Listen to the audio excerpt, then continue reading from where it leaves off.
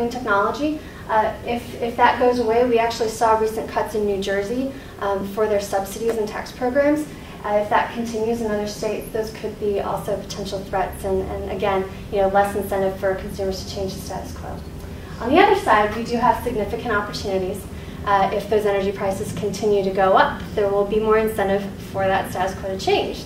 So if we have those consumer savings there that we can really offer as part of our value proposition, it's a great opportunity for ClimateWell to really take advantage of the market. Climate change, any type of volatility in the climate in areas, especially volatility in energy prices, another reason to take advantage of a 3-in-1 system. So that's very important as well.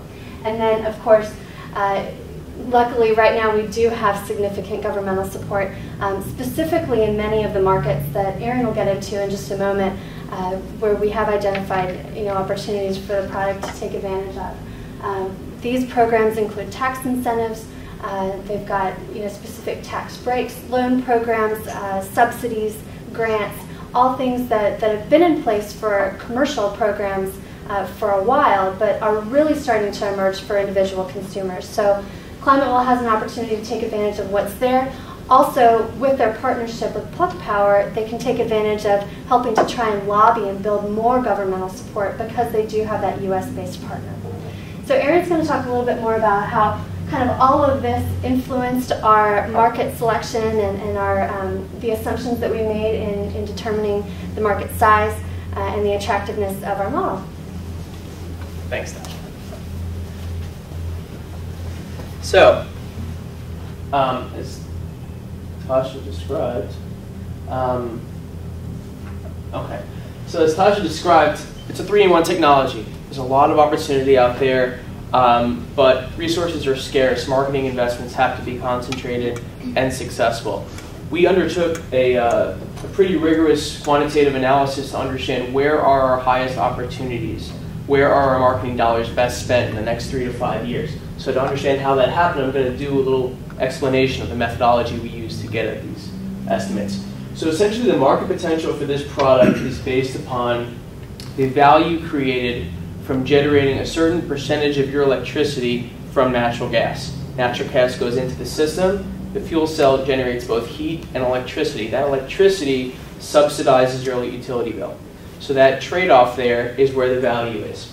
So in order to understand this better, we analyze state data on electric and natural gas prices within certain segments of homes between 500 to 10,000 square feet.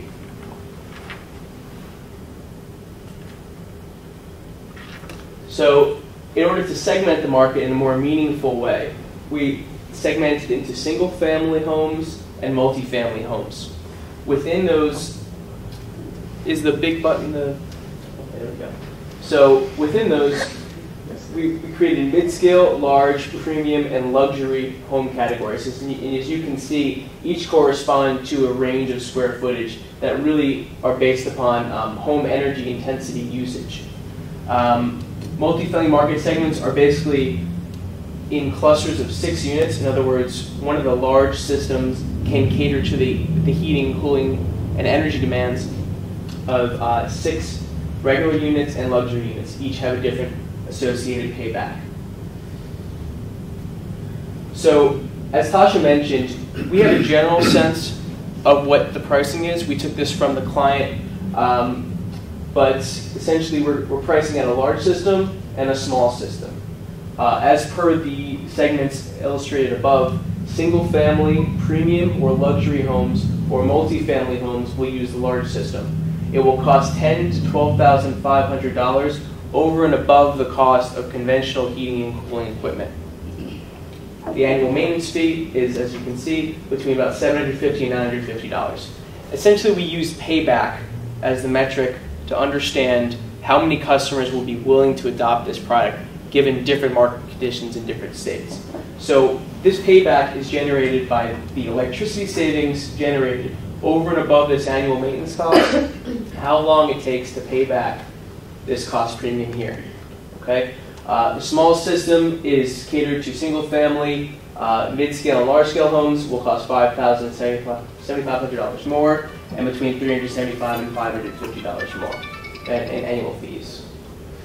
We analyzed data in the states of California, Connecticut, Illinois, Massachusetts, New Jersey, New York, Pennsylvania, and Texas. Client intuition told us that those states would likely to be the most successful, so we just kind of went off that. And client experience indicates, and this is really some more rigorous analysis, that payback times, you see as payback goes up, the market potential goes down. That's expressed by the market penetration rate here. So this analyzes three categories of the market: residential and commercial retrofit market. We really looked at the residential retrofit market. That's indicated by this red line here. Residential new construction market, indicated by this blue line. At 0 years payback, nearly anybody is a candidate to purchase this product. As you approach 10, that reaches near 0. So we use these specific numbers to estimate for the number of households that are eligible candidates for this product in a given market segment, what percentage of them are likely to actually buy this product. In order to understand this better, we made the assumption that heating and cooling equipment is replaced every 20 years. The client told us that, and we use that as our assumption. The U.S. Census Bureau tracks the age of housing units by state. They do it in increments of about 10 years. So we assumed that the homes built between 1980 and 1999 would be eligible for a retrofit in the next 3 to 5 years. Obviously, 20 years past 1980 or 1999 is where we are today. Market capture rates, market capture rates illustrated here were used to, like I said, understand how many people could actually adopt this product. So based upon our analysis in the single-family retrofit market, as you can see, the state of California is by far our largest market opportunity. Northeastern states in New York, New Jersey, Pennsylvania, Massachusetts, and Connecticut are a secondary market, and Texas really a distant tertiary market in the single-family retrofit market. As you can see here, the multifamily retrofit market is potentially massive. Northeastern states are the largest market, California secondary, and Texas tertiary. While Texas compared to the other are about a third, 532,000 units is nothing to sneeze at. So with that said, we do recognize that a prerequisite for the installation of GenSys sites is the availability of central heating and cooling in one of these buildings.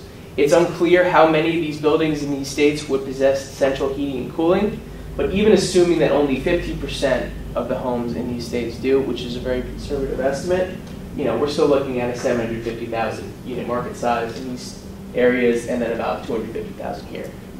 Revenue potential is significant. Okay, to understand new homes, the number of new homes coming onto the market, we analyzed construction permits issued for residential buildings between the years of 2004 to 2009. Every time a construction project is started for a new residential home, they have to get a permit. The U.S. Census Bureau tracks this, and we made the assumption that over the next construction permits issued over a 3-year window, we took a 2004 to 2009 average, would be the homes built in the next 3 years. Based upon this information, as you can see, it's a much smaller market than the retrofit market, and of similar magnitude, with the single family being the largest in California, Northeastern states secondary, Texas tertiary. In the retrofit market, it's really much smaller. If they're going to put their money anywhere, it's likely to be in that first retrofit category. So, in sum, our first target market is to target multifamily retrofits in the states of California and the northeastern states, New York, New Jersey, Pennsylvania, Connecticut, and Massachusetts, with more modest investment in the state of Texas. Single-family retrofit market is our secondary marketing priority. Install in homes between 2,000 to 3,400 feet for the small system, and then 3,400 square feet plus for the large system. In California, primarily, northeastern states secondarily, and Texas tertiary. So I'm going to hand it over to Adam, who's going to talk about consumer preferences, how we're going to actually get this in their hands. Thanks. Hi. So now you know a lot about our target market. We've done a lot of, quantitative